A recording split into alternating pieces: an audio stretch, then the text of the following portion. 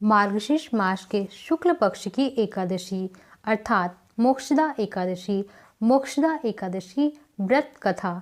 मार्गशीर्ष मास के शुक्ल पक्ष की इस एकादशी के व्रत को विशेष रूप से मोक्ष प्रदायक माना गया है। महाभारत के युद्ध में भगवान कृष्ण ने अर्जुन को गीता का उपदेश इसी तिथि को दिया था। यही कारण है कि मोक्षदा एकादशी को गीता जयंती भी मनाई जाती है। आज भगवान कृष्ण के दामोदर रूप की पूजा की जाती है। इस व्रत का विधान भी उत्पन्ना एकादशी के समान ही है। उत्पन्ना एकादशी का संपूर्ण वृतांत सुनने के पश्चात धर्मराज युधिष्ठिर ने भगवान श्री कृष्ण से कहा, हे भगवान, हे मधुसूदन, आप तीनों लोकों के स्वामी हैं, सबको सुख देने वाले और जगत के पति हैं। मैं आपको नमस्कार करता हूँ।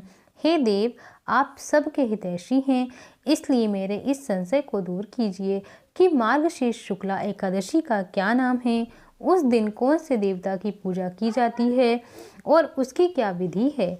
भगवान, आप मेरे प्रश्नों का विस्तार पूर्वक उत्तर देने की कृपा कीजिए। भगवान श्री कृष्ण ने उत्तर दिया, हे धर्मराज, तुमने बड़ा ही उत्तम प्रश्न पूछा है। इससे आपका यश संसार में फैलेगा, सो आप ध्यानपूर्वक सुनिए। मार्गशीर्ष शुक्ला एकादशी अनेक पापों को नष्ट करने वाली है। इसका नाम मोक्षदा एकादशी है। इस दिन भगवान दामोदर को धूप दीप नैवेद्य आदि से भक्ति पूर्वक पूजा करनी चाहिए। अब मैं एक अति प्राचीन कथा सुनाता हूँ कि किस प्रकार इस एकादशी का व्रत करने से नरक गए हुए माता पिता पुत्र आदि को स्वर्ग की प्राप्ति हुई। गोकुल नामक नगर में वैखानस नाम का एक राजा राज्य करता था। के राज्य में चारों वेदों के ज्ञाता ब्राह्मण रहते थे। वह राजा अपनी प्रजा का पुत्र व्रत पालन करता था। एक समय रात्रि को स्वप्न में राजा ने देखा कि उसके पिता नरक में पड़े हैं। स्वप्न में देखकर राजा को बड़ा आश्चर्य और बहुत ही दुख हुआ। प्रातः काल होते ही विद्वान ब्राह्मणों से अपने स्वप्न की बात कही। राजा ने कहा कि हे ब्राह्मणों, रात्रि को स्वप्न में मैंने अपने पिता को नरक में पड़ा हुआ देखा है और उन्होंने मुझसे कहा कि हे पुत्र, मैं नरक भोग रहा हूँ, मेरी यहाँ से मुक्ति कराओ। आप लोग मुझे कोई ऐसा तप, दान, व्रत आदि उपाय बतलाइए जिससे मेरे पिता की मुक्ति हो जाए। उस पुत्र का जीवन व्यर्थ है जो अपने माता पिता तथा पूर्वजों का उद्धार न कर सके। एक उत्तम पुत्र वही है जो अपने माता पिता तथा पूर्वजों का उद्धार करता है। वह 1000 मूर्ख पुत्रों से अच्छा है।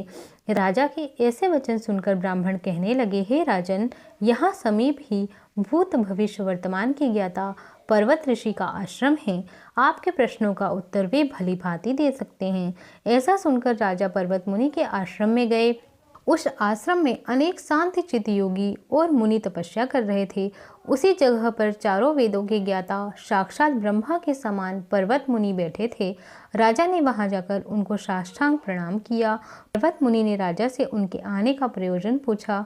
राजा ने कहा कि हे महाराज, आपकी कृपा से मेरे राज्य में सब कुछ कुशल है, परंतु अकस्मात एक विघ्न आ गया है जिससे मेरे हृदय में अत्यंत अशांति हो रही है। यह सुनकर पर्वत मुनि ने एक क्षण के लिए आंखें बंद की और भूत एवं भविष्य के बारे में विचारने लगे। फिर बोले, राजन, मैंने अपने योग बल से तुम्हारे पिता के सब कुकर्मों को जान लिया है। उन्होंने पूर्व जन्म में शौच के कहने पर अपनी दूसरी कामातुर पत्नी को ऋतुदान मांगने पर भी नहीं दिया था। उसी पाप के फल से तुम्हारे पिता को नरक भोगना पड़ रहा है। तब राजा बोला, हे महात्मन, मेरे पिता के उद्धार के निमित्त कोई उपाय बतलाइए। पर्वत मुनि बोले, हे राजन, मार्गशीर्ष शुक्ल एकादशी को उपवास करके उसके पुण्य को अपने पिता को संकल्प कर देना। उस एकादशी के पुण्य के प्रभाव से अवश्य ही आपके पिता की मुक्ति होगी।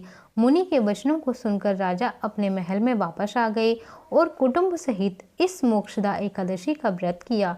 फिर उस उपवास के पुण्य के प्रभाव से राजा के पिता को नरक से मुक्ति मिल गई और वह स्वर्ग को चले गए।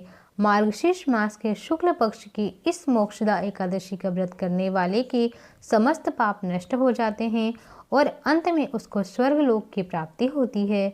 इस व्रत से बढ़कर मोक्ष देने वाला अन्य कोई व्रत नहीं है। इस कथा को पढ़ने तथा सुनने से वाजपेयी यज्ञ का फल मिलता है। यह व्रत मोक्ष देने वाला तथा चिंतामणि के समान सभी चिंताएं दूर करने वाला है। इतना कहकर भगवान श्री कृष्ण मौन हो गए। बोलो श्री कृष्ण कन्हैया लाल की जय। एकादशी मैया की जय। श्री दामोदर भगवान की जय।